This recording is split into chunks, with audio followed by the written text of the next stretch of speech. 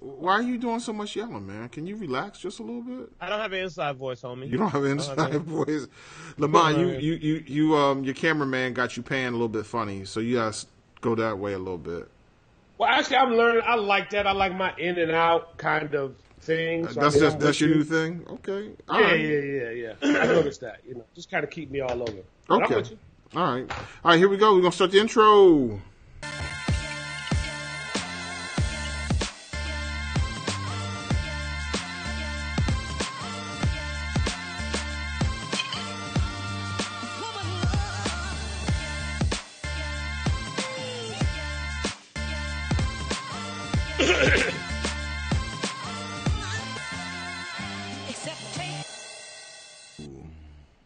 What it is, y'all? Welcome to another episode of Three Black Guys with the Mic, threeblackguyswiththemic.com. Spoilers in the building. Maynard is here. Lamont is here.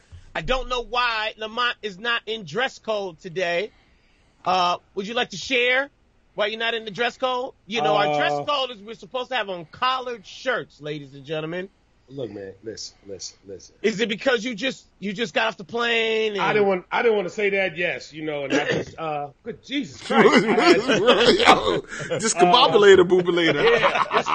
Yeah, it was a combination of the beignets, or what do you call them? The beignets. You know what's funny? Thing. I'm waiting on my wife right now.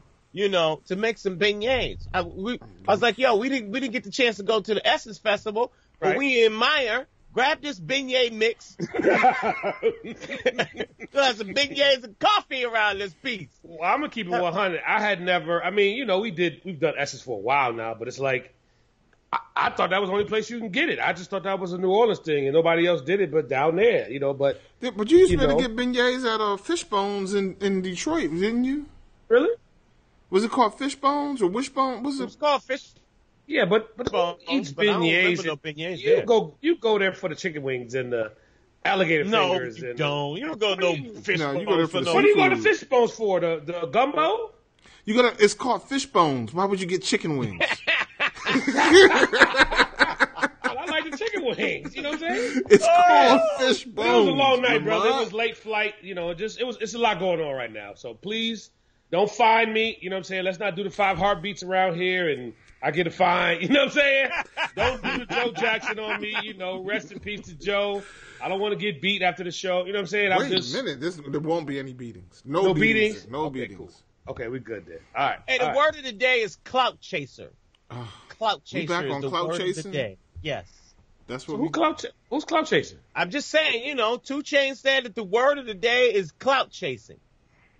Well, if we go back 2 episodes, I know somebody else on this podcast that try to throw that into the mix. Well, again, but I didn't get credit for that. You know what I'm saying? But 2 Chainz says it, then now it's the word of the day. But that's okay. Today's word is clout chasing. So if you are somebody who is hanging with somebody for a specific reason or starting a beef for a specific reason, you are clout chasing. So, Lamont, let me ask you this. Is 50 Cent clout chasing over the Jay-Z memes? I'm just asking. I know Maynard, he's waiting. First of all, let me just ask, why, Ho? Why? Why the helmet on the jet ski? You know why? Come on. You know why? Maynard, look, Hove, my man.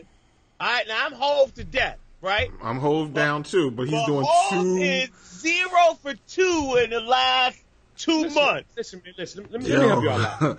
I don't know what was up with that pill green suit, but I think he's trying to get his whole Basquiat thing jumping off, which I get.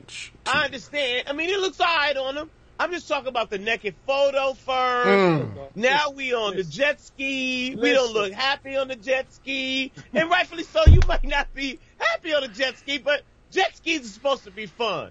And 50 just took it all the way too far. Listen, how can you not be happy on a jet ski? I don't know how you can not be happy. You know on what a somebody jet once ski. said? You can die on a jet ski, bro. You know what I'm saying? But you know what? I think it was Tosh.0, the Daniel Tosh, where he said, people who say money can't buy happiness are stupid because money can buy a jet ski. You can't be unhappy on the jet ski. And if you on a jet ski, you there for rest and relaxation. You're supposed to have some fun. He's not even smiling. When you on your jet skis, How do you feel? Well, first of all, I don't jet ski, and I'll be 100 because, and I don't make sure I'm not clout chasing or bragging, but I used to, I've been a boater for a very long time. I had a boat like 20 years ago, and we were always taught, in the boating world, a jet ski is like that's your enemy. You know what I mean? On the water, because they don't, kind of respect the waterways, and people that jet ski are a little wild or whatever. And when I'm in my, my 40-footer or better, you know what I'm saying? I can't see that little thing sometimes. So I'm not. Wait a minute. The 40-footer or better. Or better. So you don't actually have an official. You don't even keep the measurement. Like I think it's 40. It might be 45. Or better. Or it might be. It could be 62. This was years ago. I don't own a boat now. This was years ago. Oh, okay. Trying to own a boat in the Northeast is retarded. But you just lease. I have friends who have boats, so we'll just leave it at that. So I'll just say again, I'm not a fan of jet skis, period. So I never rode them. I don't get on them. I don't like them. I'm good. How can I become friends with your friends? I mean, just hop on a plane. You know what I'm saying? It's cool. You got LaGuardia, Newark, or JFK. 365 days a year. Just come on down, brother. Can I get back to Jay-Z? I know. I'm trying to get off of Jay. That's what I'm trying to hijack it. I'm sorry. I love Hov to death, but I'm just sorry. I mean, listen. When you're in love, you're in love, right? You fall out of love, you get back in love. I ain't mad at you. That's the evolution of marriage. However, Erykah Badu put some things on Common, made Common do some things. I mean, Common is over the game. You can have him. But I'm saying with Jay, what you all I'm just asking, is B putting something on Jay that's making him say, you know what, look, all I'm going to do is do with this woman. She want me to put this helmet on while we jet skiing. Damn it. I'm putting the damn helmet on. Man, you know what? She wants me to lay naked. She wants me to lay naked in the middle of the bed with her and let the world see my black ass. Fine. I'm doing it for my wife. No. Did you notice that she didn't have a helmet on, here's the jet ski picture, y'all. That's up. He doesn't look happy. It doesn't look happy. No, but listen. It don't even fit. It don't even fit. It's like, listen, Linda, listen. Listen, Linda. She didn't have on a helmet. You know why? She wasn't gonna mess up that hair because the damn thing probably didn't fit. That was the problem. Jay-Z knows how much of a financial resource he is to the world. Right. So he listen, I gotta protect this. Yo, man, for real. His insurance situation. Yo, my dude, that's how his insurance works. Yo, so this ain't about him looking cool. He 500 M's or better. I mean, what are we talking about? We're talking about somebody wearing a helmet that doesn't fit and not looking happy. He should not have been on a jet ski. How about that? Okay, all right. The liability there is too great. I don't have a problem with That's the like JC Skydiving. I don't have a problem with the helmet. I don't have a problem with that. I have a problem with that green suit that he rocked in what was the in the video? Yeah, the ape joint. Yeah, why? He looks dope. That's not hot. Jay-Z's hot. He's gone, man. He's on the Basquiat, level artistic, drama. He's out of here, man. That whole video, the whole album, it's not even on most people's level any longer. It's gone. It's done. Okay. I'm not feeling that suit. I'm sorry. The green tux. I feel like double-breasted is a thing of the past a little bit, and maybe I'm just not up on game. Brings it back. I just saw a double-breasted the other day. I was like, I get it. You know what I'm saying? Mm-hmm. That whole vintage thing, it's just trying to. I'm not no fashion dude. Look, I'm probably too big to wear a double-breasted anyway. You know what I'm saying? At some point, you wear a double-breasted, it looks like a whole bunch of fabric on me, and so that's probably part of the reason. So I'm a little biased, but I just feel like it's a throwback to another time that I'm not really trying to go to just yet. But I mean, the whole. Can I just say one word, man? Yeah. Custom. Can I say something? What? Psyllium husks. Anyway, so Jay-Z and Beyonce, they in Italy balling out. Shout out to our friends that's in Italy balling out. Listen, hold up, dog. Hold up. You Hold on, 'cause my don't earpiece start don't no wanna work don't right. start no Listen, trouble. No. I just said Hey, shout out no. to my friends in Right. Italy bowing out. Listen, and we're not gonna call no names. You know what I'm saying? But I'm Yeah, like, fans in Italy. I appreciate her. who? People listen to the podcast in Italy. Thank you. I ain't talking about that. I'm talking about our homeboy and what he doing in Italy. You And feel friends. I'm just saying. Homeboy and friends. I just said shout out to our friends in Italy balling out. Thank you so very much for listening to the podcast. Yo, Jay-Z, Beyonce, they rolling through the streets of Italy. LeBron James is in Italy. Maynard, you the basketball guy here. 4 years, $154 million. Moving to LA. Is this a good move for LeBron? Will this get him a championship? No. No championship. Not this year. It won't get him a championship this year. And I don't know, and as a result of it not getting a championship this year, I'm pretty certain that it's not really even 50-50 for next year. Here's the thing. Yo, LeBron goes to Los Angeles.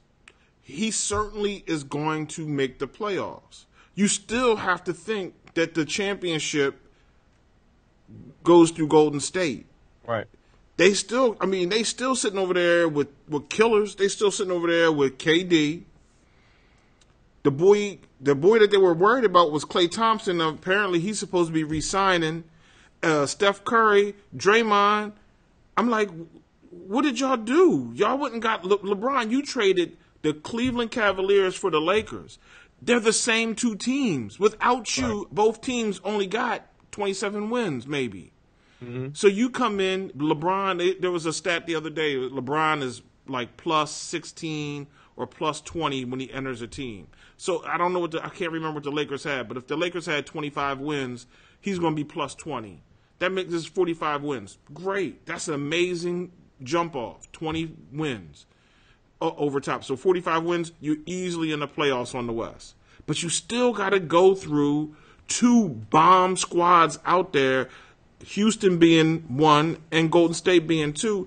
And all they did is re-solidify their core. So you out here playing with Ball, who's hurt, and his father is a clown.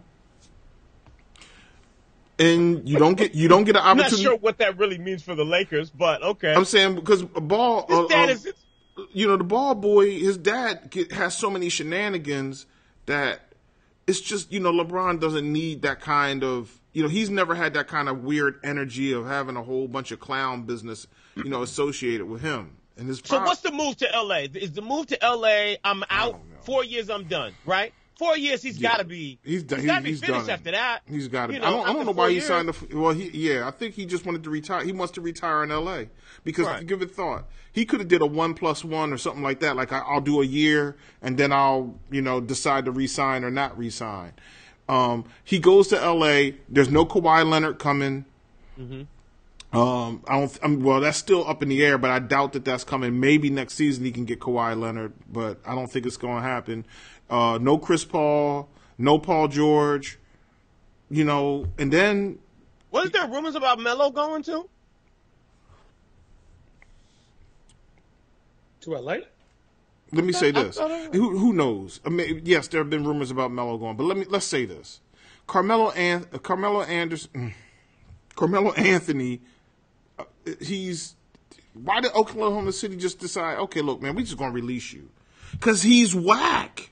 He won't play hard. He won't go. He doesn't care about anything. He just wants to just be like, I sleep with Lala. I'm happy. Oh, he's whack.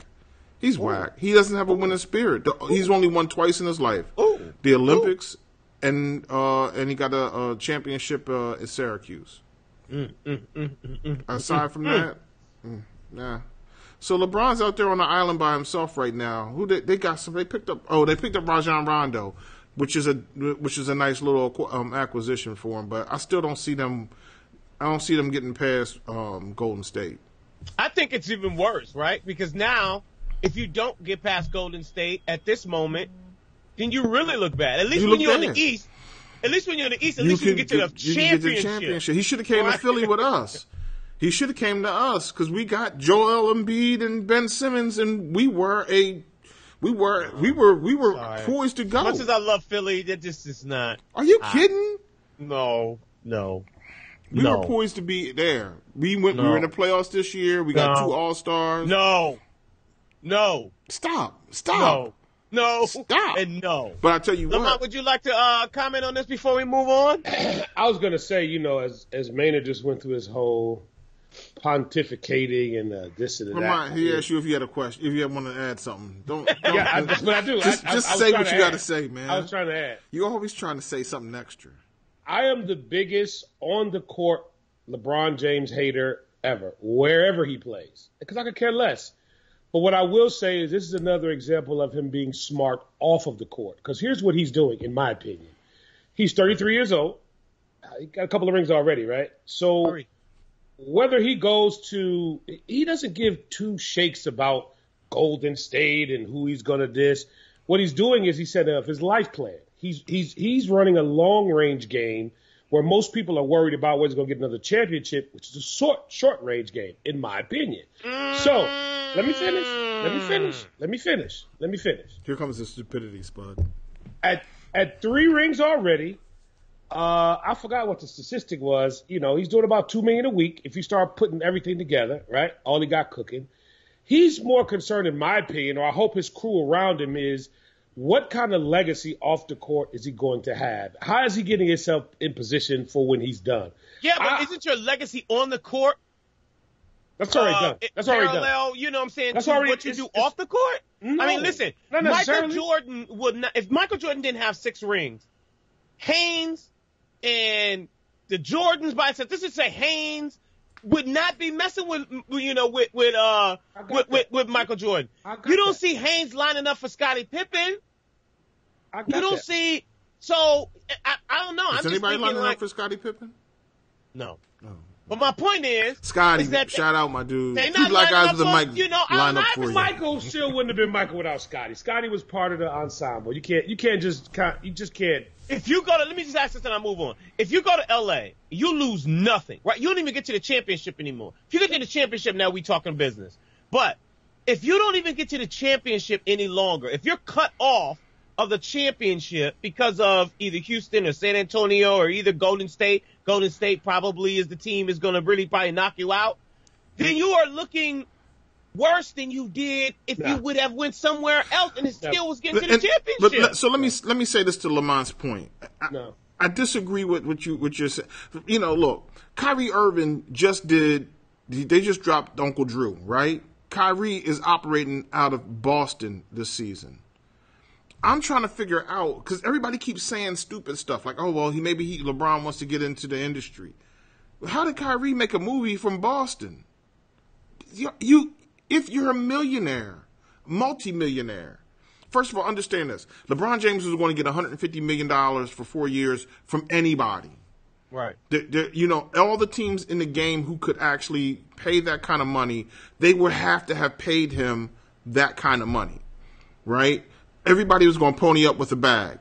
So when you're going to get 35 the first year, but I think the 4th year is 40-some million bucks or whatever.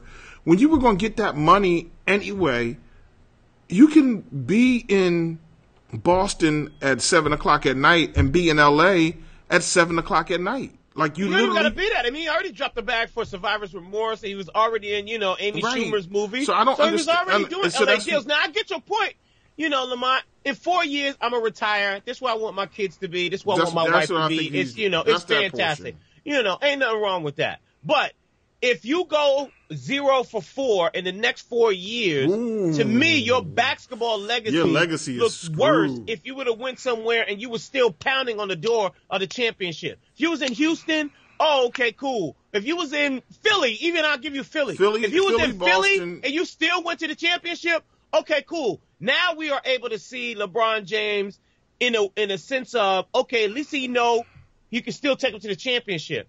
But if the playoffs come and he get cut off by Houston, this is the part to me that always that kind of disappointed me in him with this. And I am a LeBron James fan, not like Lamont. Aren't you just trying to sleep in Kobe? Not like you. Are you just trying to sleep in Kobe Bryant's bed? Like, You know what I'm saying? Kobe Bryant, y'all played against each other. You know Kobe, he know you, blah, blah, blah. Yo, you are coming just trying to, like, clean up his sloppy seconds at this point. It'd be one thing if Kobe Bryant didn't exist and Magic Johnson retired, all those years ago. Like, you're not really coming behind Magic, but you coming behind Kobe. That's not hot. But there's one trick. Kobe Bryant is the ultimate competitor, and he retired last season. Could Kobe Bryant come out and be like, yo, I'll take the veterans exception and, give me $2 million or give me... Listen, Kobe Bryant's going to be on the Ice Cube's big 3-on-3 in a few weeks. I don't know. Kobe Bryant might mess around and be like, yo, we got LeBron, we got Rajon Rondo. Let me go ahead and put the number 8 back on and come out here. We can get two. Because think about it. Kobe Bryant gets a championship. Kobe Bryant gets a championship. That gives him 6 on LeBron 4. Now Kobe Bryant is like, yo, how y'all going to not tell me that I'm not on the Michael Jordan level? Ladies and gentlemen, let's move on to the segment of the show where we talk about news stories where we care or we don't care. These are the stories that are out there in the world that we just say, yeah, or either not. Let's start off with Funkmaster Flex calls out Cardi B and Tekashi 6ix9ine for saying or claiming that they are the king of New York. Care or don't care? Somebody.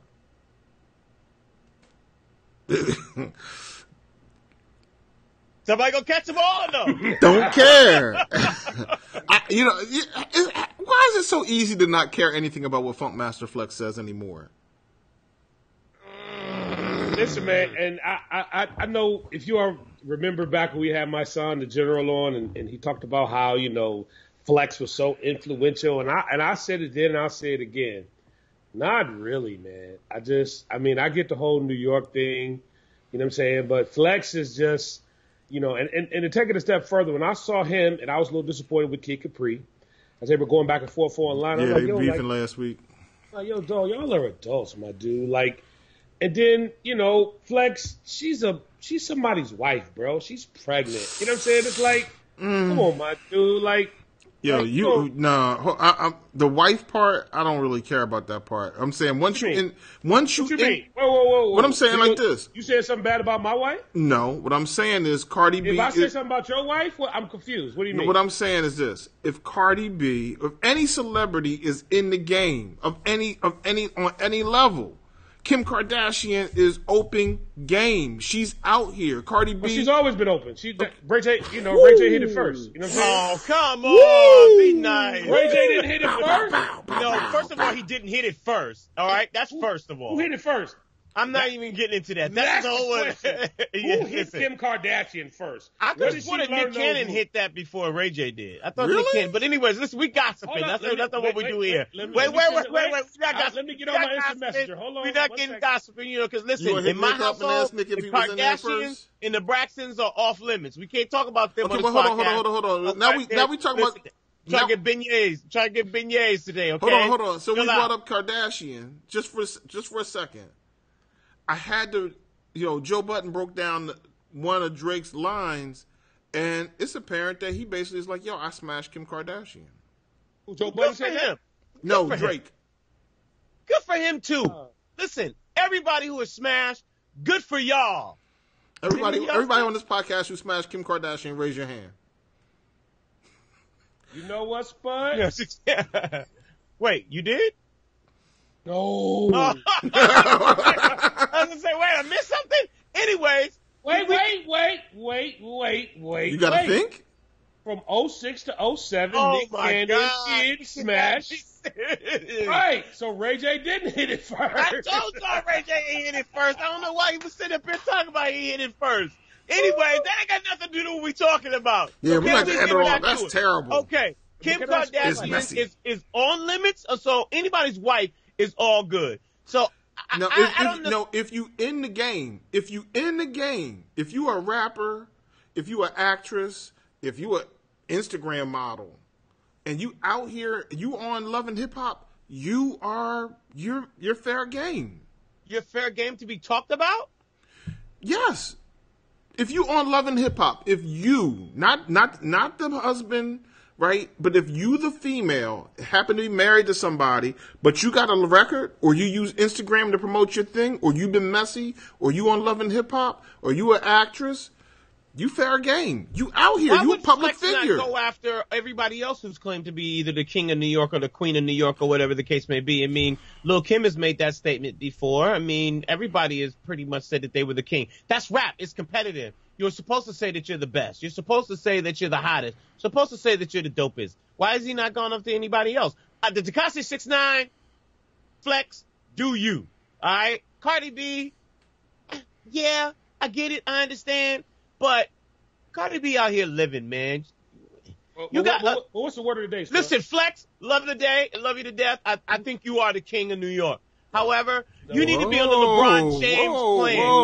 You need to be on the LeBron James plan. You need to be focused on the long term. All right? That's your goal right now, Flex. Hold on. Long So are you saying Flex has a championship out here?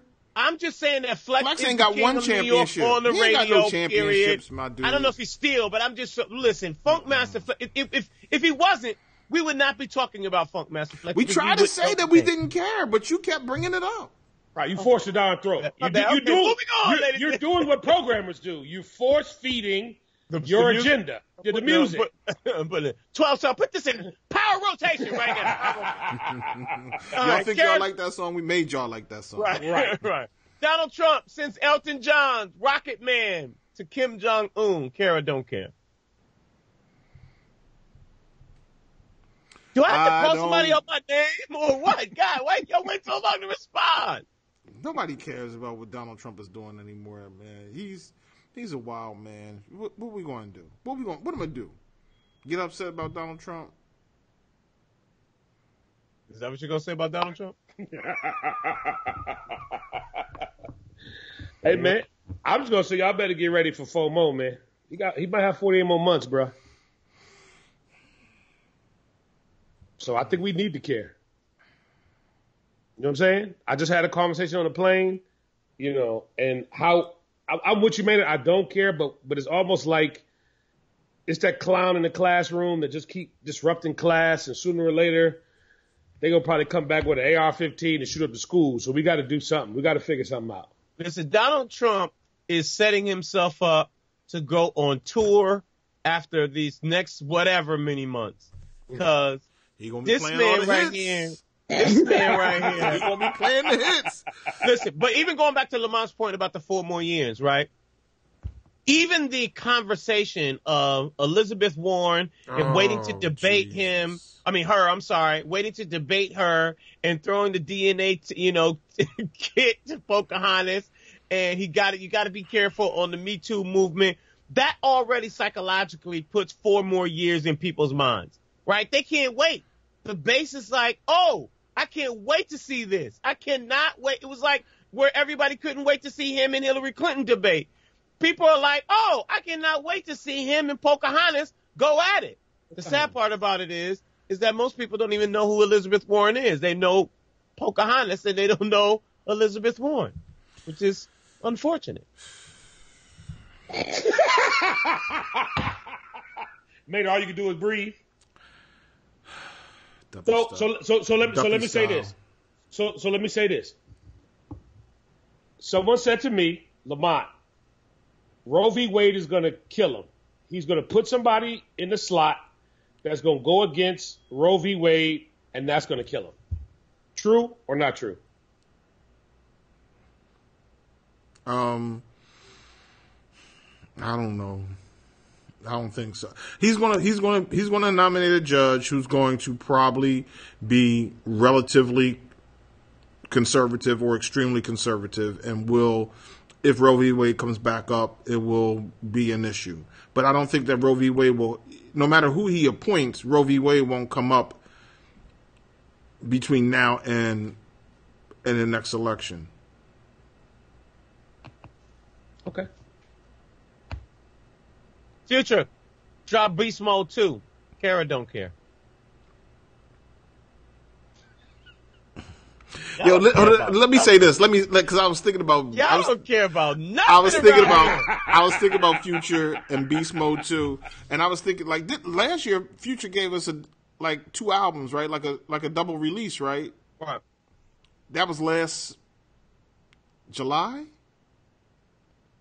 I don't know when it was. It was a year ago, basically. And this year, I'll say this. I'm not a Future fan, but his consistency, he's coming out with albums. He's dropping albums. God bless him. But I understand he's got an issue with the child support scenario going on right now, though.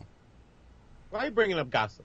Hey, like, dude, but we can't talk about Nick Cannon hitting Kim Kardashian first. Listen, I don't have a problem with Nick Cannon and the Kim Kardashian situation, Lamont. I mean, we need to get this timeline together, bro. Did you hit Nick Cannon on the messenger? I just texted him, and I'm waiting. You know, it's a little early outside on that side. Okay. You know what I'm saying? So, rumor too. There's still being gossiping. It was rumor too that Marcus Houston was the first for Beyonce. Really? From IMX Immature? Really? That's gossip. I don't know how true that is. Well, you know, another rumor I heard. we are being too messy. This is not us. No. We don't play this game. Another rumor I heard. What? This is my last one. Okay, last one. They said Beyonce wanted to go out on a date with Tiger Woods, and Tiger was like, "Oh, I don't do that." I didn't hear that rumor. Yep, that's what I heard. I don't even know if that's really a rumor or if that's like if it's true, it's not unbelievable. Tiger Woods ain't. Is it the same rumor that that Charles Barkley sent Beyonce a Benz and then Jay-Z sent Charles Barkley back like a Maybach? I think that really happened. Oh wow, that's like early on when they was dating. I think Charles Barkley. This is rumor now. I'm sorry, y'all, that we doing this. We don't ever do this rumor drama. Anyway, we like this is like the new podcast, 3 little girls with a mic. Anyway, so yeah, this rumored that Charles Barkley wanted to go out with Beyonce. He sent her a Benz, and then it was like right in the beginning of when her and Jay-Z was dating, and he sent Charles Barkley a Maybach back. Yo, let me tell you something. That's an excellent way. Come up with another rumor. That's an excellent. No, what I'm saying, that's an excellent way to be petty. I want somebody to be petty to me like that. Would you take? But the question is, would you take the Maybach? Yes, I would drive that Maybach. I'd be like, yo, send me the title. Let me go ahead and get that thing registered properly. You can't do that. Huh? It's like picking up one to the strip club, man. You can't do that. You can't do that. Maybe I wouldn't take it. Maybe I would. Maybe I'd trade it in. Maybe I'd sell it outright. Remember, but I'm a prophet. I know Lamont saw it. Did you ever see the 7-5, Maynard? The 7-5? Yeah, it's a documentary. No. I ain't up on that one. Lamont turned me on to it. Lamont, did you say, is this a 7-5, the police precinct in New York? It was on Netflix. Oh, yeah. Well, the 7-5, this is what you'll do, Maynard. You start showing up to work with a Maybach, like the police officers did, showing up to work in a Corvette on a police salary. Mm-hmm. No, Maynard, how you afford that Maybach? Don't worry about that. Yeah, don't worry about that. I got that. I got this Maybach for the cost of a Mercedes. of a baseline Mercedes. I sent somebody a CLK 320 and I got a Maybach out of the deal. So let me ask. So wait. So let me ask you a question. Can we analyze it? Because I think this is important. Why would Charles Barkley send her? I cannot believe that we. I'm just saying, like what is that like? Is it that you don't have the conversation to say? I mean, why would you send somebody a Benz? Like, what's the psychology behind that? What do you think? I mean, it's no different than going up to somebody in a bar and saying, "Baby, let me buy you a bottle," right? I mean, some people feel like they have to impress you by their money and their status in order for you to show them some attention. It's got to be some self-esteem, in my opinion, because obviously he couldn't walk up and just say, "Hey, I think you fly. Would you like to go out?" Now again, you know what? Some guy is out here sending a woman flowers for the first time, right? Just like, hey, I just wanted to send you these flowers. And hopefully that means that she'll be like, oh, I got these flowers, and I'm gonna call him and say thank you, and now a conversation occurs. When you send a Benz, To Charles Barkley, maybe, a Benz is like a dozen roses. So let me ask y'all this. I mean, because I think what's important, was it like a S-Class? I don't know. It wasn't a Maybach. It wasn't a Maybach. That's for sure. It wasn't that level Mercedes. You know what I mean? Because if it was like a little C or something like that, then it's like, okay. Well, let me ask you this question. What's the difference between a 4.5 and a 4.6? Let me tell you something. The dumbest shit I've ever done in my life. I know we ain't supposed to cuss, but dumb. Whitney Houston's new documentary is in theaters now. We care or don't care?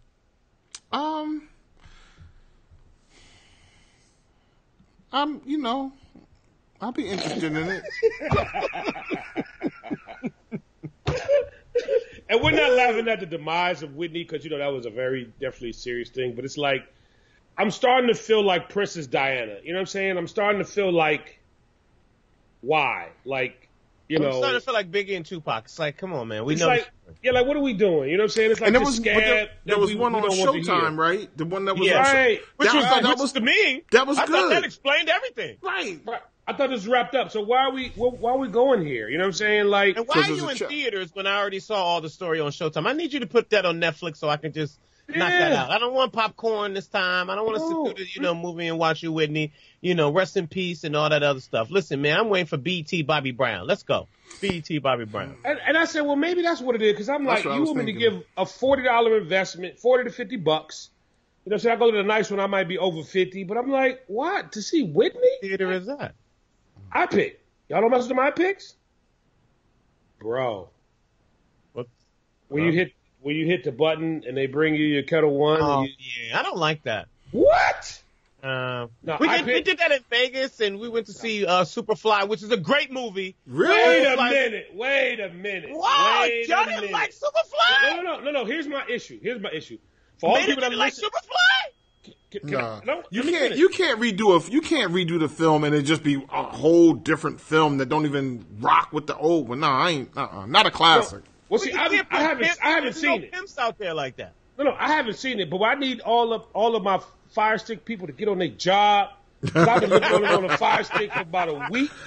Yeah, and I need you to help you out on that Whitney too, because I was looking for that last night. I couldn't find like, yo, dog, what's up with the Superfly? Because I'm not paying no money. Shout out to our homie that was in it, but I'm not paying money to see that. I'm good. But I need come on, support black film. Get on him, Maynard. Get on him right now. He's supposed to be supporting black film. I'd rather cash out $20. I'm good. I'm not going. No. Nope. No. Hold on here. Let me try to get. I'm really tired of you choosing when you want to support black people and when you don't, Maynard. Hold on for a second. Let me make sure I get it right. No. Yeah, I'm good. No. I'm good on Superfly. I'm good on Superfly. Hey man, listen, Superfly is dope, man. It's a great movie. At the end, in the first beginning, it's a little niggerish, but Wait a minute. Listen, I'm sorry, man. I love you, Director X. I'm glad for your first film. But in the beginning, and I understand you had to introduce the niggerism in the beginning in order for people to be able to get the, back into the story. But yeah, it was a little, anyways. Let's talk about, Chicago and the protests that happened over the weekend. And I want to get into the answer, to this. Maynard, let me start with you. What's the solution, here? I mean, it's a never-ending story of the same conversation. And Reverend, Michael Flanagan, or Fledger, I'm sorry, said, Flegger, thank you so very much, said that, his intention was to shut down the South Side Expressway through the demonstration to spotlight crime, joblessness, and poverty in plaguing neighborhoods in Chicago. Here's the, interesting thing to me. We was in Chicago, over the weekend and over the 4th. And I said, what's really unfortunate about how America has oppressed, I'm gonna use black folks, or black and brown folks, is that when you go to, when you in the hood, no matter where city you are in, whether it be Chicago, Detroit, LA, Compton, Brooklyn, Bronx, whatever, when you are in the hood, because the same exact things are in that particular neighborhood, whether it be fish and chicken, liquor stores, so forth and so on. However, we talk about joblessness. Let me start with you, Maynard. Is the answer jobs? If you get more of black and brown people jobs, will this end violence? Well, I think it's a component, and I don't think one thing is the answer by itself, right? There's a lot of systemic, in full disclosure, I mean, I lived in Chicago for 3 years before moving to Detroit for 3 years. But what I learned in Chicago or in any of these places is this systemic. It's not something that you could just be like, oh, we'll just fix this one thing and everything will be okay. Also, it's ingrained in so many cultures. If you guys remember, one of the things that really kind of opened my eyes to it was in the TV show The Wire. My man Weebay had the old lady that he was dealing with. He went to jail, and she was like, "Yo, your son Namon, he ain't out here earning like you earn." And she was like, how you gonna be Weebay's son, and you ain't out here selling dope, you ain't out here running these corners.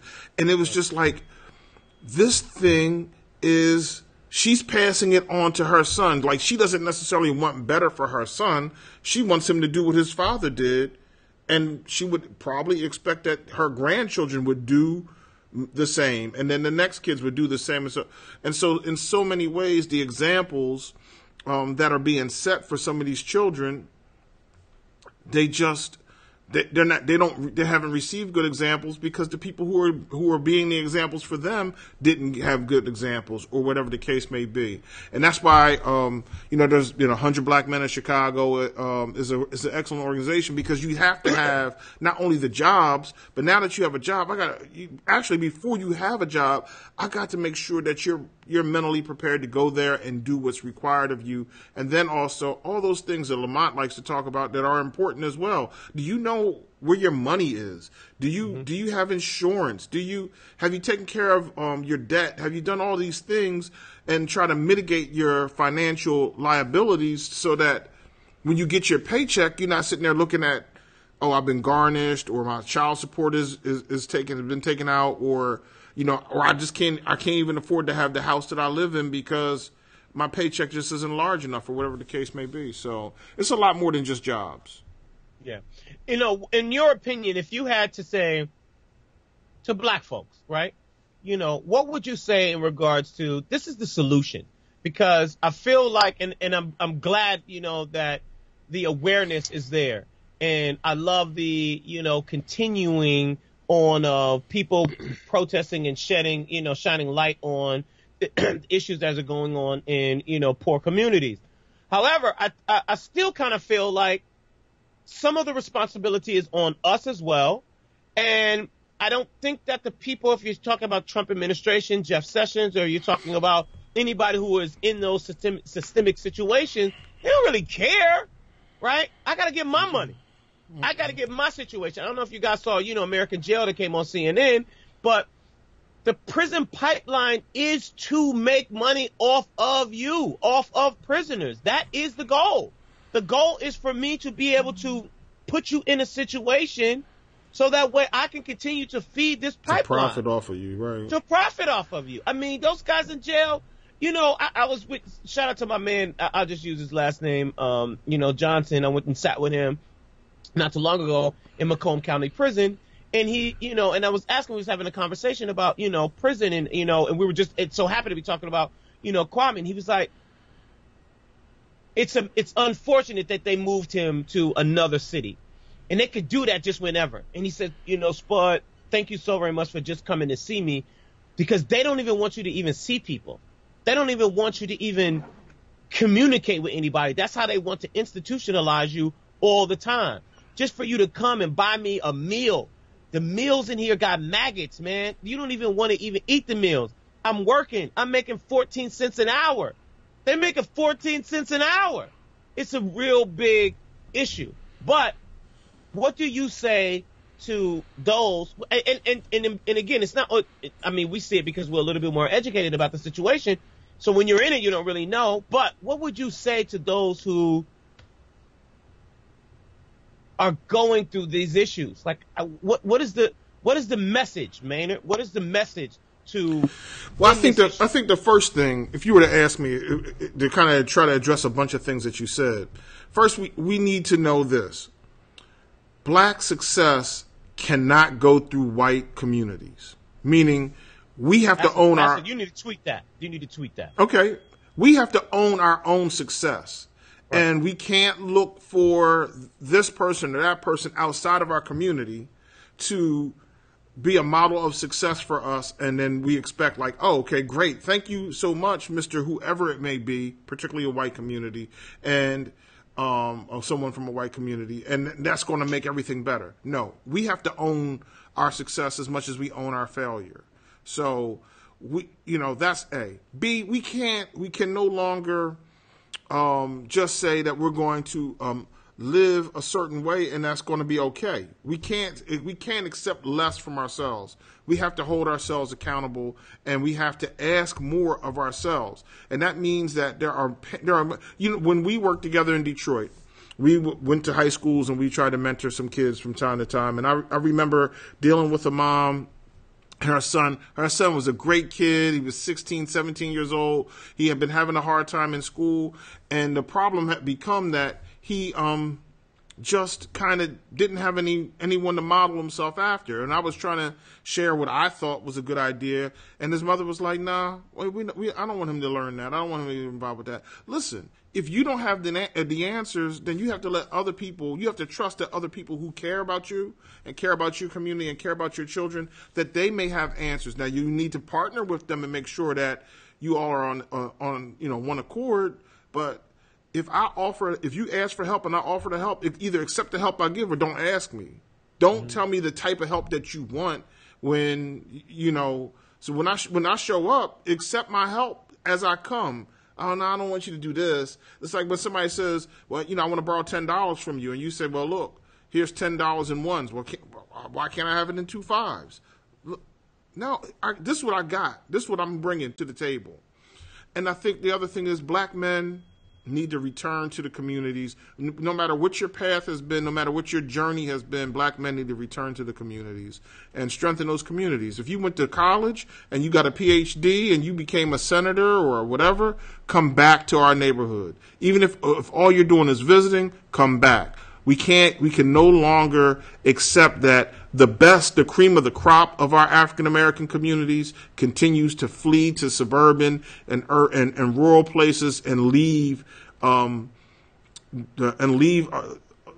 brain drain. Also, on the opposite side, if you went to prison and you had a hard time that way, we still need you to come back. Because you're a Black man and you have experiences and things that you can say and share with these young Black boys and girls, where you can be an example of some of the things what not to do and then how you've been able to correct and grow since then. So it's a lot going into it, but we got to understand that we have to own our own success.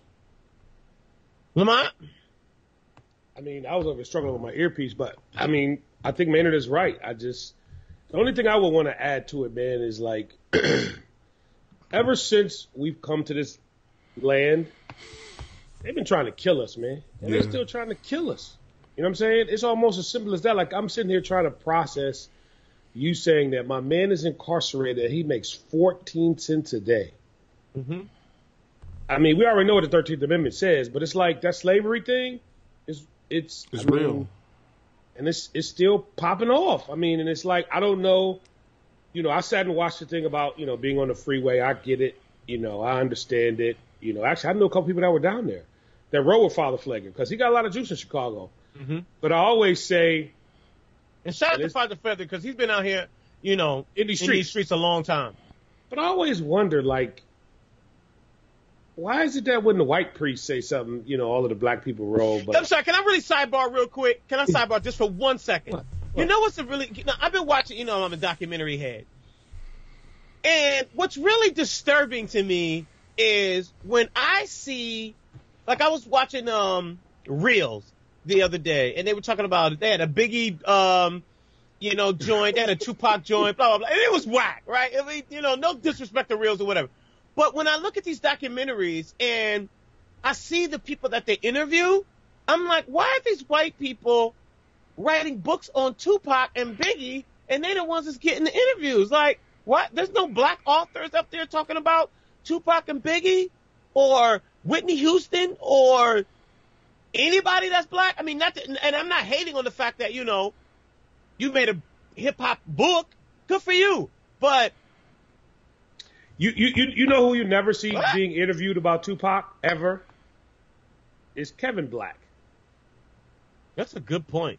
Kevin Black could tell us everything. Yeah. But you've never heard him say one word.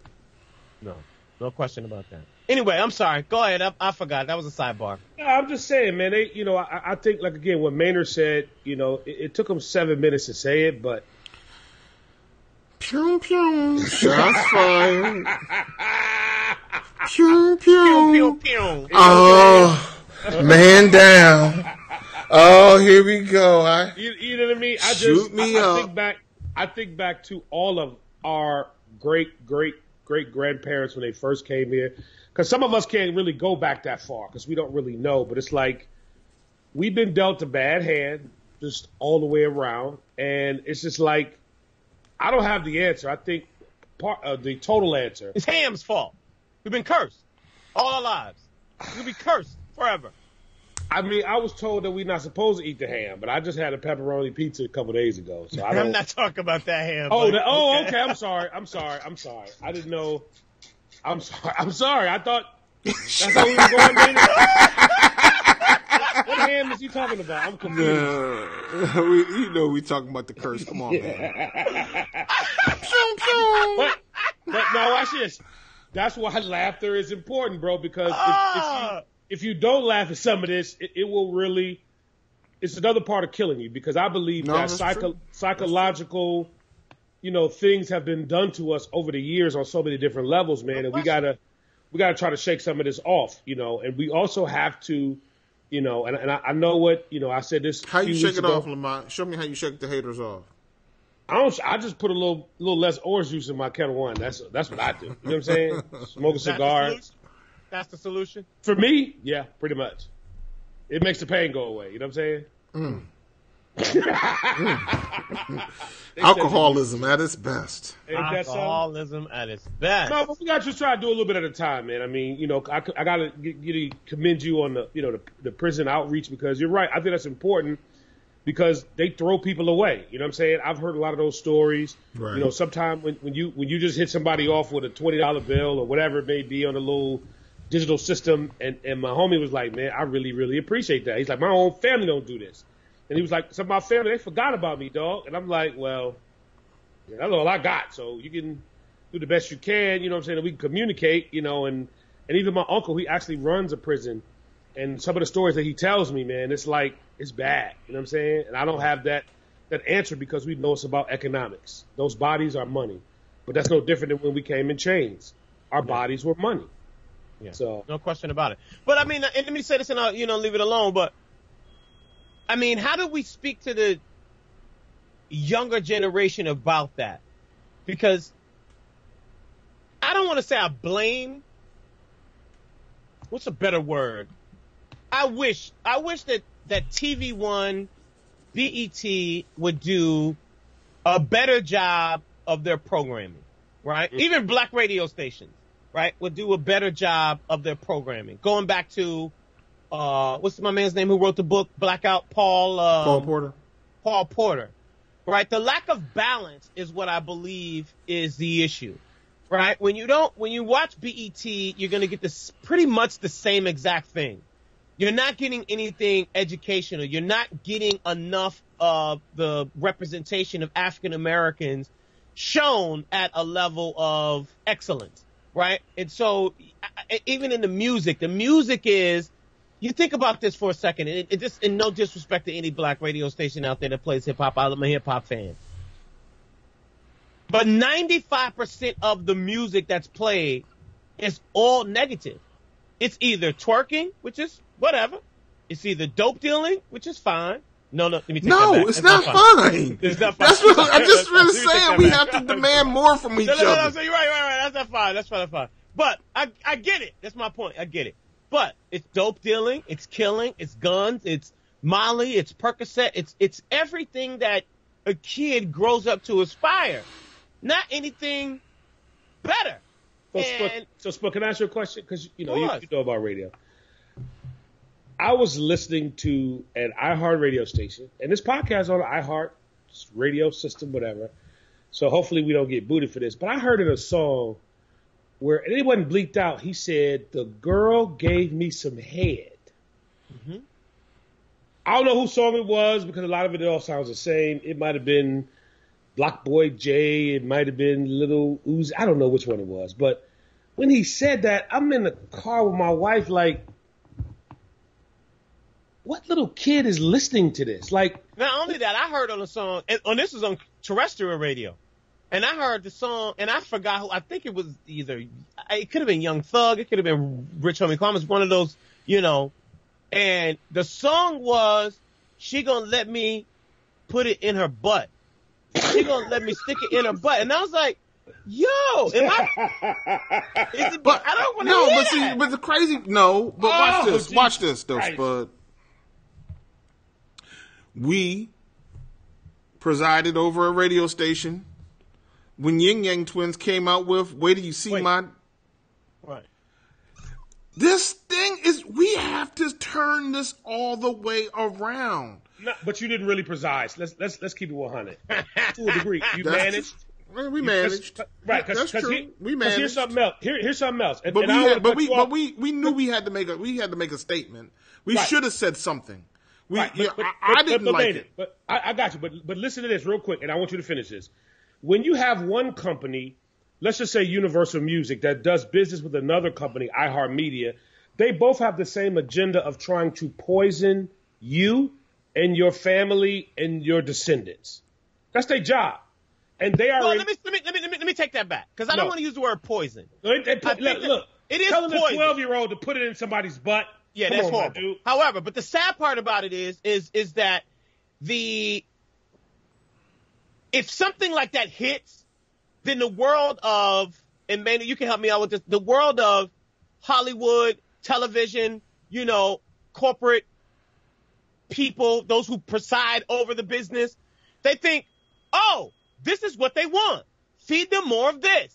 And they don't look at, oh, there's something more out there than just, put it in a butt. I mean, speaking of that, going back to man's responsibility, wanting more for yourself. If you are a mother, then you are driving down the street and you turn up the song, "Put It in Her Butt," and your daughter is in the car, shame on you, lady. Shame on you. Not only that. With the dad. Not only that. When my daughter was born, I was like, okay, and she's 9 this month. I made it a point to be like, you know what? There's only NPR in the car. Even when she was, 6 days old or whatever the case may be, we only play NPR in the car. Why? I want her to hear. First, there was a study about, the more words that a child hears. The more, the better command over the language they will have. And I figured, I don't want my daughter exposed to all of that. I don't want her exposed to even songs where you're like, well, that's not that bad. But you think about, listening to, Lamont's favorite artist, Bruno Mars. He said, "Wake up with no jammies," and, such and such. I don't want her to, she doesn't know what that means yet, but I don't need her to even have that kind of thing. So what's wrong with her hearing the news? What's wrong with her hearing stories about art? What's wrong with her hearing stories about politics? And unfortunately, she's the nerdiest kid in her clique of girlfriends. She's like, "Oh, did you guys hear the Tiny Desk concert the other day?" The Tiny Desk concert. Who was that? Tiny Desk concert. And all her friends are like, "Oh, but did you hear the new Nicki Minaj?" Right. She doesn't know. She has no idea. But which was interesting because I just happened to go back the other day. I guess it was Thursday, and I was playing some X-Clan, and they had a black album. I mean, it was super ultra black, right? But on the whole album, they might have only cursed 5 times, but the message was positive. all the way through. It sold well. Public Enemy sold well. YZ is Dope, Thinking of a Master Plan sold well. Poor Righteous Teacher sold well. You know what? But you know what? To add to that, Maynard, and I've thought about this because most people don't really understand. Heavy D never cursed. Heavy D never cursed. He never said a curse word. And the music was great. Great. Phenomenal. So it can be done. You're absolutely correct. Jazzy Jeff and the Fresh Prince didn't curse. Spud. Who? Jazzy Jeff and the Fresh Prince, Spud, didn't curse. They were great. That was an excellent hip hop group. Shout out to, Will Smith on Rap Radar, too. I listened to that interview. That was dope. Did I ever tell you that X-Clan came to my window asking for weed one time? That's a true story. What do you mean? What window? That's a true story. You had a weed window? It's a true story. Yeah, no, like a Wendy's weed window or something? What? Whoa. Listen, You had to drive through? Listen, I'm from Junction City, Kansas, right? Small town. And so X-Clan came to Fort Riley, which is right next to Fort Riley, where I lived. And so I used to DJ at this club when I was 16, called the NCO Club. And they came and did a concert there. And one of the promoters came to I DJ'd that night. One of the promoters came to my window at like 2:00 in the morning, knocking on my window, like, Spud, X-Clan looking for some weed. Do you know where I can get some weed? And I was like, no, I don't know where to get no weed. And Brother Jay was like, Spud was like, I have no idea. They want some weed? I don't know what y'all talking about. True Say story. this boy for tomorrow. So Maynard, can we address really quickly, Bruno Mars and Mark Ronson, losing, 2 out of the 3 lawsuits, and we got one more coming up in reference to copyright infringement? Sure, say what you want to say, Lamont. I'm just saying, I said this a long time ago. Come on, go over the time. No. Bruno Mars is a thief. The courts are agreeing with him being a thief. And the Sequest lawsuit is coming up very soon on a decision. So I'm predicting 3 for 3 on the court system saying that he's a thief. Okay, go ahead. Let me ask you this. Have any hip-hop artists ever been accused of stealing music? I didn't say any hip-hop artists. I said Bruno Mars. No, I didn't say that what you said was false. I'm just asking you, have any hip-hop artists ever been accused of stealing music? Absolutely. Oh, okay. Some people call it stealing, other people call it inspiration. But what I'm saying is that Bruno Mars, from the beginning, when everybody on this podcast was waving the flag, oh, we love Bruno, he's the best, he's the greatest, I said he's a thief. Okay. And I'm just saying. So hold on. Who lost the case? Mark Ronson lost the case. So the same thing. He allowed it. He was in the room. He said, "Yep, Mark, let's do it." Because if I decide to go rob a bank, who lost the case, Lamont? Uh, And I say Maynard, who were the defendant? Who's the defendant? Bruno Mars and Mark Ronson. I thought it was just Mark in the cases, in those 2 cases. So Bruno's liable as well. Okay, all right. Okay. All right, Spud, I'm sorry. I just had to get that out. You don't like. All right, you don't ladies like and gentlemen, let's get to the cactus of the week. This is where somebody says some stupid ish, and It's they my got to choke turn. on their words. It's your turn, baby. It's my your turn. Look, Yes, hold on. it is. Give me a little quick air horn, Spud. Like, Wait, he it's soccer playing my time. jam. It's soccer time. I had one of those things for Brazil the other day, but I don't know where it is. Yo, The little B joints. this gentleman. I'm sorry. I don't know where. Here he is over here. Jason Lovett. My man Jason Lovett, or I think his name is actually pronounced Jason Lovett, is the first black graduate of a place called UPrep in Rochester, New York, to be valedictorian of the school. And it's an amazing story, right? This young black man is the highest academically ranked student graduating from this school, UPrep. And it's the first time a black person has ever done that. And that's amazing. And we got to shout him out for that. But the principal of the school, each year when the valedictorian, achieves such, the principal of the school has an opportunity to share with him, like, it's your turn to come on stage and speak to the class at graduation. And I'm not going to name the principal because I'm not going to give him any love out here. But that principal said, nope, we're not going to allow you to speak at graduation. When it is not necessarily his right to, but a privilege that he earned. And that's a shame.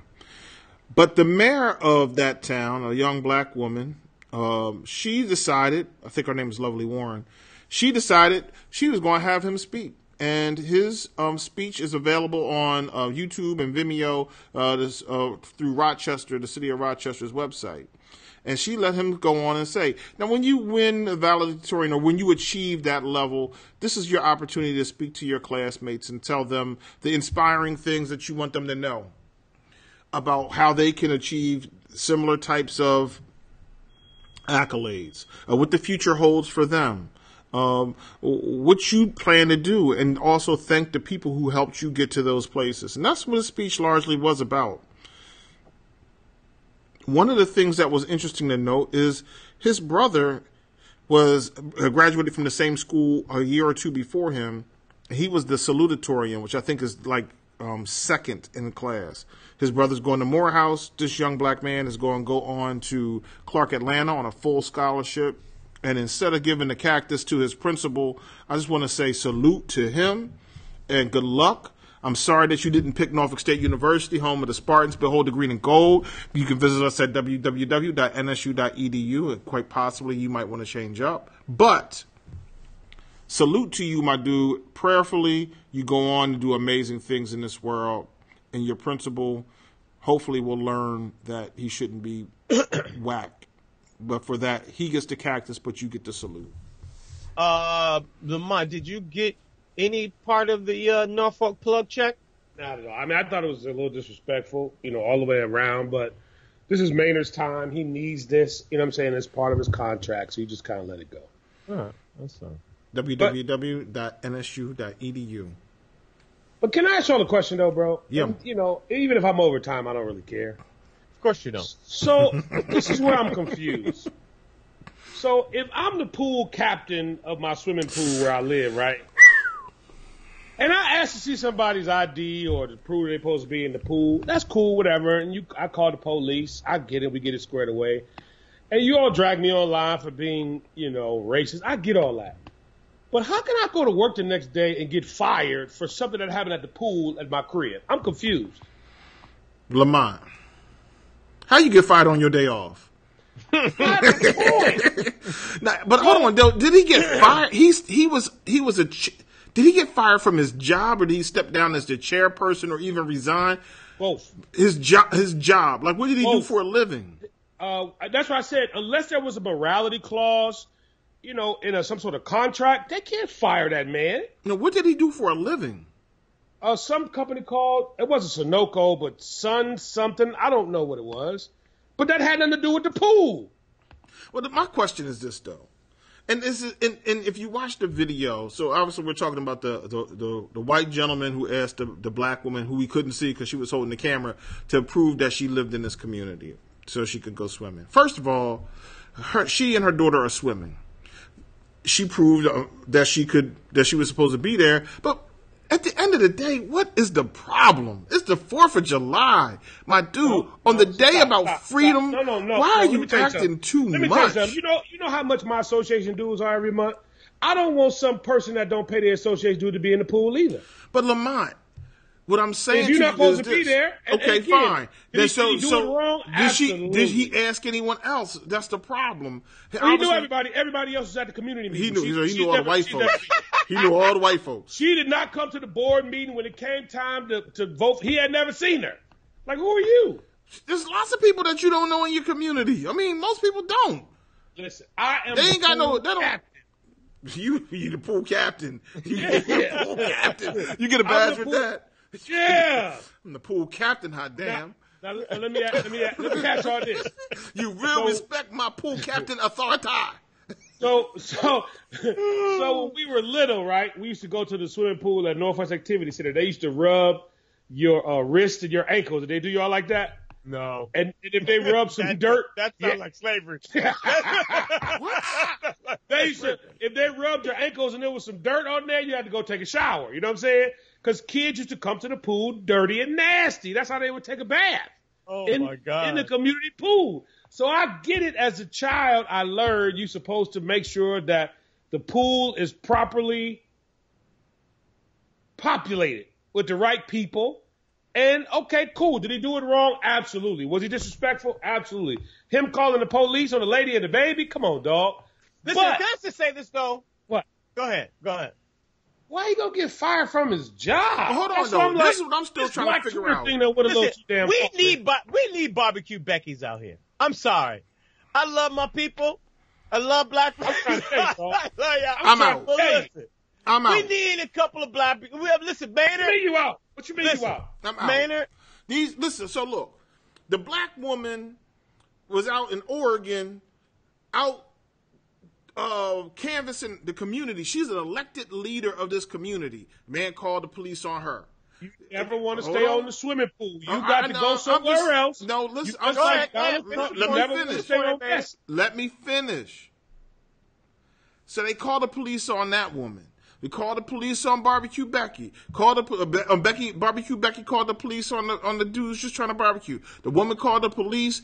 The problem is this: if you know that things can escalate between people and the police, if you know that for whatever reason in this this country that black men and black people are often victims of police brutality, what you're saying is, because I'm uncomfortable, I'm prepared to risk your life. I'm prepared to contact someone who very well may wind up shooting and killing you. We know it's happened. That's the purpose It's happening. of the It's But happening. Maynard, what is the purpose of the police?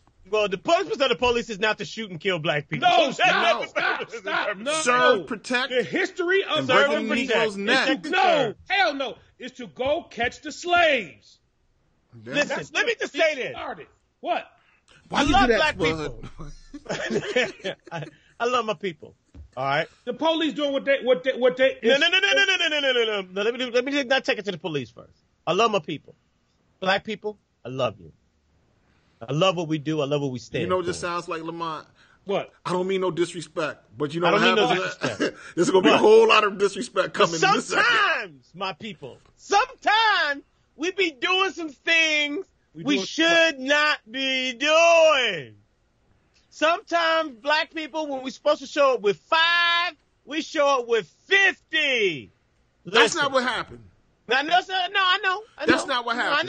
This woman went swimming. Hold on, She and her daughter in there swimming. On. It had nothing to do with this. I'm just trying to get my point of why sometimes you need a barbecue Becky, regardless if you're black or white. Sometimes you need somebody to say, it's too many of y'all over here doing what you're not supposed to do. And the water lady was right too. How about that? All right? Now, let me just say this. My wife gonna be mad, but I'm saying it anyway. We got a neighbor. Hold on, let me call Miss Spence right now. Let me call him right now. Hold on. We got a neighbor. Hey, we got a neighbor. I need right? you to go downstairs right now and pull the plug. Yeah. Turn the internet off. Turn the internet off. Hold on. So we got a neighbor, right? Now, the neighbor family is from the east side. All right? And they come out here to the suburbs, which is fine. But then they go to the pool. And the pool community it's not even for our community, right? It's for the community that's across the street. So they walk up and they go to the pool. Now I'm saying, y'all are not supposed to be in this pool. Now, if somebody called the police on y'all and this situation turns into something y'all don't want it to, then we're going to have an issue. But as much as I love you, and I want y'all to swim, but y'all don't belong in this pool. I don't even go to the pool because it's not in my association. I even went to the people and said, look, my wife likes to go to the pool. I know we don't live in this community. We live across the street. I'll pay y'all for a membership. Right. No, it's for community members only is what they told me, which is fine. Cool. No problem. Have y'all pool. But when you got people jumping the fence, wait for somebody to open the gate so they can rush in. Now you got 3 or 4 unexpected people in your community pool and you ain't never seen them, you're like, well, wait. Not because you black. That's third on the list. All right? First, you don't live here. Not only do you not live here, you don't even live in this area. Now, you done traveled your ass all the way from over here to over here so you can get in the pool. Can we talk about what happened, though? Okay, I know. I'm getting to the point now. Whew. Lamont, you over there co-signing, and if I talk this long, you would have a damn fit with because me. Go ahead. You black woke folks, y'all take stuff because he's Hold on, didn't we? I thought we far. agreed that woke died last year. I don't want to use that. No. Woke is dead. What did Junior say? He called it Liddy or something. He used something that was whack too. I don't care if you're woke or if you're not. All I know is if I pay for something in my neighborhood, it's my neighborhood. I don't care if you're black or you're white or Indian or whatever. We have an array of people who live in our condos. Listen, if you're not from over here, I'd be like, look, don't come over here and throw your trash. Don't come over here and ride your bike. Don't do none of that in this neighborhood. That's why I pay association over here. So you can't come and use my pool. Okay. Can I say something? Yes, go ahead. I'm sorry, sir. That woman lived there, and she was paying her association fees. The man came up. Go ahead. My Man, what was that? What was that? Till you do right by me. Till you do right by me. Everything you think gonna fail. Okay. All right. But this is the part that's really interesting. She demonstrated that she was supposed to be there. She had her card. She did the card swipe, but the police made her pass a test. Still, there was nothing written anywhere that said that she couldn't go, that she couldn't be there. She had a card. She got in. That's end of story. The police were like, "Well, ma'am, will you swipe the card just to make him happy?" Why do we what did I say? What the boys say in the movie Lamont and Sugar Hill? Why do we keep kissing these boys' ass? Why do we have to prove to this white man? Why do we have to prove? You, but on this one, I almost want to give the police a way of trying to de-escalate the situation. The police get a W on this one. Right, but you know what that says? Like, you know, just like when think about in just the past, just this year, the black girl gets the police called on her because she fell asleep in the dormitory in the study room. I've never seen her. I don't know who she is. Chick, nobody asked you to check IDs. You're not the ID checking person. You don't even work the coat check. Where you live? You live there? Then live there and shut up. Barbecue Becky out here. The water permit chick out here. This boy checking on the pool. He out here doing it. The Starbucks. And it just is getting to a point where every time you turn around, we got to show our slave papers just to be able to breathe. But they told you, and this might be just a New York thing. Hold if on. you see something, say something. Okay, fine. Right? So they have this issue of them, you know. Again, what I keep saying, I don't. Y'all still not processing this. The police were started to harass you and your ancestors. We understand. That's what it's about. Overseer, officer. Exactly. So that's not going to change. So that whole whatever. I mean, and Spud with the trash. This is my story, and my wife don't want to hear this. I went to the board meeting because I go put my trash in the can. I see all this other stuff that don't look like it belong over here. And I was like, yo, dog, how much money we spend for the trash company to come pick up our trash in Jersey? Both of y'all are funny. No. This is funny. Fix it. And it got fixed. Think about where we are. People that were coming in, putting trash in our big trash things, and we were paying for it. That's not right. No, we're not playing that. We were 20 years ago. Where we were 20 years ago in a conversation with somebody asked me the other day. So me and my college roommate went to Vegas back in April for NAB, and we were having a conversation. He's like, yo, man, you need to try this Metamucil with the psyllium husk. So I told somebody else about it. They were like, is that what grown men do now? Y'all, that's the conversation y'all have? I'm like, yeah. But 20 years ago, we had been talking about something else. Not trash, not fiber and psyllium husk, metamucil, and so on and so forth. We've been out here talking about. Well, I think the point shaking is, the tail though, feather of some but sort. the point is respect, right? Right. You know, and going back to your point, which is all those points are valid, Maynard. The sad part about what happens is, let me say this first. The sad part already is that white people have a fear of black folks. Yes. That's first. For whatever, from history. Hold on for a second. Hold on. Come over here, America. Let me talk to y'all. Y'all afraid? Y'all afraid, America? Look, America, I'm harmless. I don't want to hurt nobody. No. I would be scared if in a dark alley. America, I'm a nice afraid. person, America. No. I want to love y'all the way y'all want to be loved, America. You didn't see Beauty and the Beast? You didn't see King Kong? No. I'm good. Actually, King Kong got more love than the black folks, but that's a whole other story. True that. Point is that King first Kong of got all, a white woman. You know, first Don't be of all, afraid of his Barbecue America. Becky. Listen, you ever read The Tipping Point by Malcolm Gladwell? Yes. Okay. So the tipping point, if I'm wrong in this situation, please correct me. The tipping point is look, if there's too much of something in an area, it's going to cause some people to shift. If I'm Barbecue Becky, I've been coming to this dang on park for all this time. Now, all of a sudden, all these black people show up to barbecue.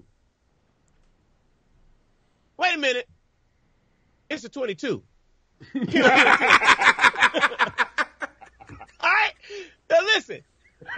All these black people come. Pew, pew. And now all of a sudden, I'm afraid because the shift is here. It's no different than neighborhoods. Look, if all these black people start moving in, oh my God, I gotta go. I can't be around. The sad part about it is black folks do that same thing to black folks. There's too many black people over here. I gotta go. However, the point is that they're already afraid, and then when we show up in numbers, because we don't show up just in a few, we show up in numbers, now all of a sudden, my fear of black folks, of what I've been taught, what I've seen, what I've learned in school, what my parents and my grandparents and my great-grandparents have taught me, something's about to happen. The same thing, the governor of Chicago going off on Rahm Emanuel about how many people was at the protest and how they shut down Chicago and the freeway, and this was not supposed to happen. And Rahm Emanuel's like, no, this is a peaceful protest. Let them do their thing. But the governor is, oh, my God, it's too many black folks in an area, and you know what? Something is going to happen. So Barbecue Becky says, I just want to let y'all know, it's some black people over here, and I would like for y'all to come and just survey the area. And then I saw the police come. To Maynard's point, then the situation escalates. Now, you got an unarmed black man killed over a barbecue. Or you done got a whole viral situation going on because a little black girl can't go to the pool in her own neighborhood because you're afraid of Her blackness rubbing off? or blackness, or you being in the same pool, or whatever. Now, let me go back to my She point. gonna drink I'm all the done. water in the pool? Or she gonna pee in the pool, whatever. But going back to my point, the point is that first of all, they're already afraid. Second, because we do things sometimes that are out of the ordinary, that creates already a rift in the situation. So going back to my neighbor. So if you in my pool and you don't live over here, and you over here using privileges that don't belong to you, I let it go away one time, two times, whatever. I'm Barbecue Becky. I call the pool person. Hey, pool person, I want to let you know some people over here I ain't never seen before. So then all of a sudden the pool person show up. Hey, I don't know you. So yeah, you do got to prove to me that you live over here. You shouldn't. And the police should not have to say, oh, swipe your card to make him happy. No, fuck you, police. I live here. I don't got to show my damn badges to make him happy. That's why I pay rent over here. That's the reason why I pay lights over here. So should the white man have lost his job? Yes. I don't know where he lost his job. I know that he has had to step down where he chose to, according to the. He lost his job. I haven't seen that. I've seen them talk about him stepping off of the home association board. I don't know. what job he lost. While you looking that up, let me just say this, my message to white America. White America, I'm going to need you to watch a movie called Poetic Justice. In that movie, 3 black people show up to a barbecue that don't know nobody, right? And what happens is that they say, listen, I'm your cousin Pete. And what does cousin Pete do? No. Cousin Pete. Cousin Pete says, come on in to the barbecue and get some of this food. All right? Get some of this food. I don't know what that was, but okay. Get some of this food.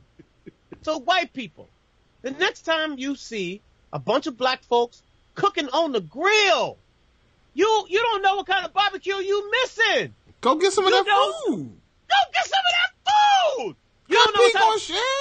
Listen, you don't know what type of potato salad you missing. Ooh. You don't know what kind of barbecue beans or either the macaroni and cheese you missing. I'm gonna you tell don't you what know what kind of food you missing. The liquor, the corn liquor. You don't know what kind of festivities you missing. Corn liquor. Go enjoy the party, take you a plate, and tell some other people that you was with some black folks at the barbecue and you had the best food of your life. Thank you. Okay, so can we get back to this? And of course we super long, but his name was Adam Bloom. Adam Bloom, the quote from his company. Oh, that's what you showed. Okay. Yeah. All right, I see So it. I'm just like, yo, dog, like that's not right. We got to save this white man. What? Wait, what? Wait, what? The girl Wait, got what? in the pool. Wait, what? So she got in the pool. Her daughter got in the pool, right? But he loses his job. I don't know about that one, dog.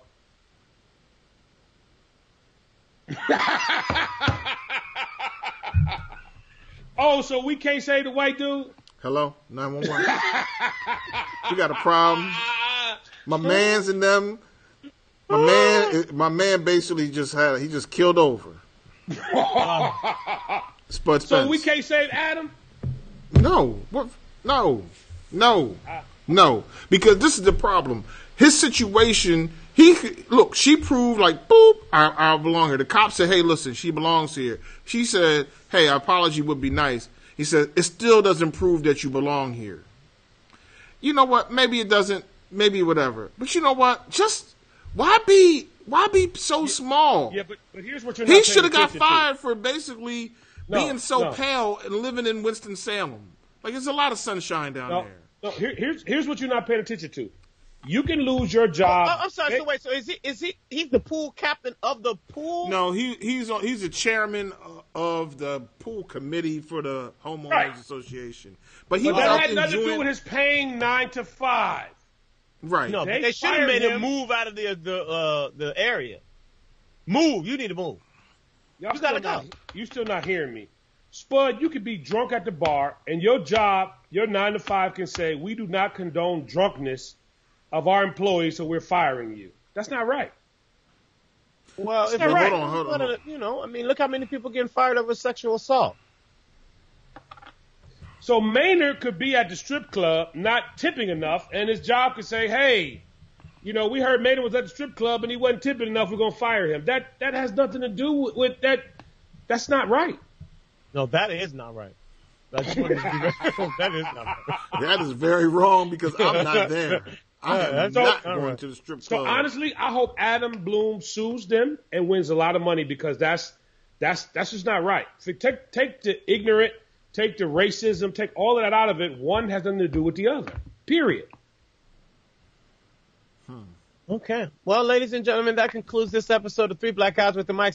Thank you so very much for sticking with us through this long episode. Please join the conversation. We would love to hear what you have to say. I have something to say. Oh, I'm sorry. Go ahead. Ladies and gentlemen, that concludes this episode of Three Black Guys with a Mic. You should visit us on Facebook at facebook.com/Three Black Guys with a Mic. And you can visit us on our website, threeblackguyswithamic.com. Shout out to my main man, State Delegate Cliff Hayes, for the phone call. He loves what we're doing. We do this for the listeners. Like Wu-Tang is for the children, Three Black Guys is for the listeners. So what? Right. What? Wu-Tang is for the children. Wu-Tang is for the children. We don't What do this children? for we do this for the culture. We doing it for the culture. We doing this for the culture of the people who listen and watch. Whatever that means. All right. Are we out now? We out. All right. Yo, listen, share this episode with 3 people, man. Let people know what we're doing. We love to hear from you on the Facebook page. You know, we write back to everybody. We respond to everybody. We are a part of the conversation as well. So if you love this episode, share it with 3 people and get with us on our Facebook page and make a comment. We will make sure that we will respond to your comment. We'll talk to you again next Tuesday with 3 Black Guys with the Mic. Peace.